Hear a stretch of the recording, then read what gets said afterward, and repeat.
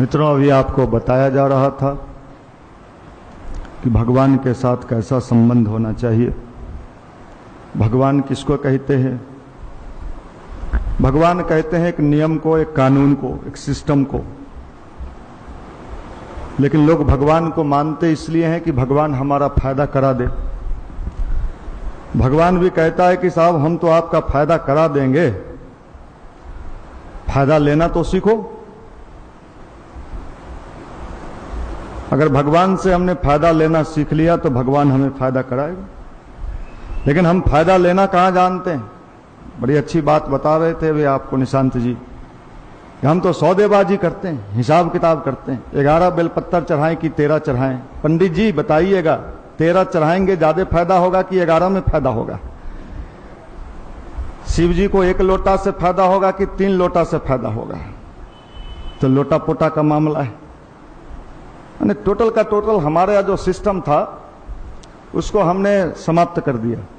तो भगवान भी अपना बोरिया बिस्तर बांध के कहे साहब यहाँ रहना उचित नहीं है, इनको गर्मी में मरने दो। तो चले गए अब ऊपर आराम से हिमालय में, वहां तो गर्मी है नहीं, ठंडा है, बर्फ है।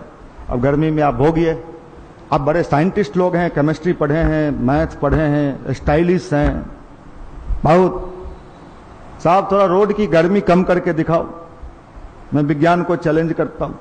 रूम की गर्मी तो ठीक है, आप एसी लगा लिए हो, थोड़ा रोड की गर्मी घटा के देखो, पूरा रोड एसी कर दो। साहब भगवान को इन चीजों से कोई मतलब नहीं है, हमें अच्छा बनना है। इन दिनों अच्छी बात है कि युवाओं में फिजिकल हेल्थ के प्रति अवेयरनेस जगह है, वैसे बिहार में नहीं जगह है। यहां तो बस वही है, चौकी पर सोना, चौकी पर उठना, चौकी से ही गिर जाना, सब काम चौकी पर ही होना है। यहां नहीं है। यहां तो railway, bank, PO, SSC, CGL, TGL, क्या क्या। साहब ये बताओ कि हम सफलता चाहते हैं तो सफलता के लिए 2 चीज अनिवार्य है, मेंटल फिटनेस और फिजिकल फिटनेस। लेकिन बिहार के युवाओं को न तो मेंटल फिटनेस इससे तो मतलब ही नहीं है, और फिजिकल कभी कभी मन किया तो दौड़ लगा देते हैं, दौड़ जाते हैं। जब तक हम शरीर और मन से स्वस्थ नहीं रहेंगे, हमारा पढ़ाई कभी ठीक होगा नहीं होगा। मेंटल फिटनेस और मन से अगर हम बीमार हैं, इन दिनों शरीर से बीमार कम लोग होते हैं लेकिन मन से बीमार हो जाते हैं। और WHO कहता है कि शरीर के 90% रोग का कारण क्या है? मनुष्य का मन है। और मन से हम दिन रात कुछ न कुछ सोचते रहते हैं।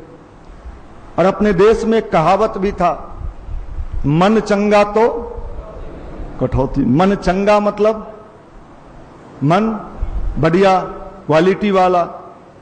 कई भाई हमें बताते हैं कि साहब हम प्रेशर में हैं।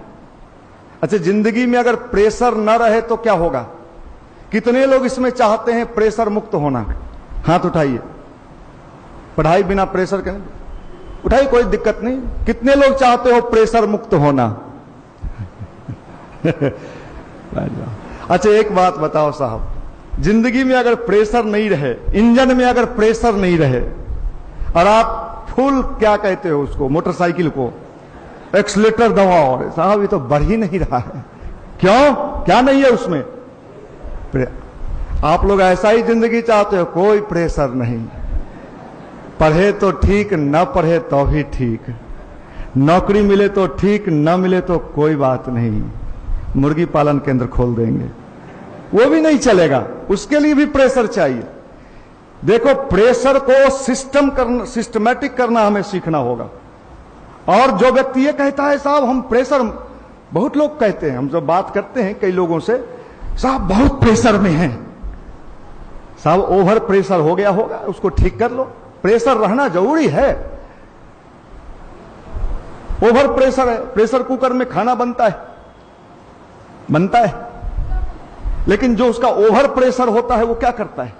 क्या लगा रहता है? सीटी निकाल देता है। अब सब प्रेशर कहे नहीं हम अंदर में रहेंगे, हम निकलेंगे नहीं, तो क्या होगा? फट जाएगा। जिंदगी भी यही है, लाइफ मैनेजमेंट सीखना होगा। जिंदगी है, जब तक आप रहोगे। आपको लगता है अभी आपकी समस्या क्या है? मैं आप लोगों से पूछूं कि आपकी समस्या? बस एक ही समस्या है, क्या?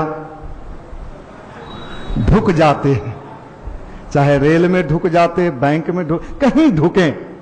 सिंगल समस्या, क्यों भाई, दूसरा कोई समस्या?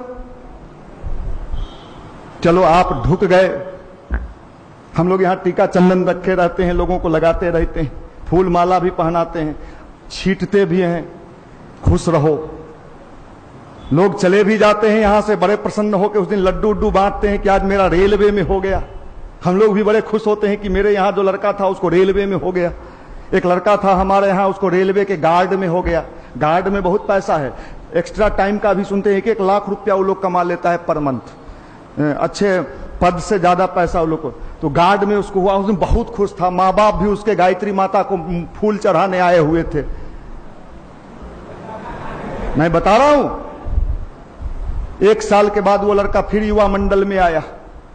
मैंने उनसे पूछा, क्या भैया क्या? उसका चेहरा उड़ा थोड़ा सूजा हुआ था, मुंह उदास। यहां जो रौनक दिखता था बेरोजगारी में, रोजगार मिलने के बाद लगता था कि उसको भरदम कोई मारा है। मैंने उससे पूछा, क्या हुआ भैया, तू तो बड़ा उस दिन लड्डू उड्डू बांटा था कि हमको तो रेलवे में ढुक गए। क्या कहा सो सुनिएगा। भैया मालगाड़ी में ठेल दिया है। अब ये बताओ भाई, मतलब मालगाड़ी में ठेल दिया है, मतलब तुम वहां भी बेचैन हो, वहां भी परेशान हो। मैं एक भी इंसान को इन दिनों धरती पर नहीं देख रहा जो आदमी प्रसन्न हो। खुश रहने का तरीका भूला गया। अभी आप अनमैरिड हो, शादी नहीं हुआ है, लड्डू फूट रहे होंगे, लेकिन अभी संभावना है नहीं, चूंकि बिहार में बिना नौकरी के लड़की मिलता नहीं। कितनों हेयर को स्टाइलिस्ट बना लो, लेकिन मुश्किल काम है बहुत। हम देखते एक से एक अट्रैक्शन बना के अट्रैक्ट हो जाओ हमारे तरफ, नहीं होती वो बेचारी। वो जानती है ये भकुआ माल है ये। समझो साहब अध्यात्म क्या है? साहब आपको समझना होगा, जिंदगी को जीने का तरीका सीखना होगा, नहीं तो हर पल दुखी रहोगे, जीवन भर दुखी रहोगे। मैं तो इन दिनों दुखी ही दुखी। देखिए हमारे अभिषेक जी, हमारे निशांत जी, अलग से क्या लगते होंगे, भाषण देते हैं तो आपको लगता ओह क्या सर मस्त मस्त बोलते हैं। मुझे भी देख के आपको लगता हो, अरे जिंदगी में सबके प्रेशर है यार। यहीं पर गायत्री मंत्र की उपासना क्या काम करती है? गायत्री मंत्र की उपासना जितने प्रेशर की आवश्यकता है उतनी रहती है, और जो एक्स्ट्रा प्रेशर होता है उसको क्या करता है?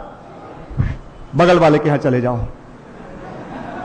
यही और कुछ नहीं। जिंदगी है, प्रेशर रहेगा, जिंदगी जीना सीखना पड़ेगा।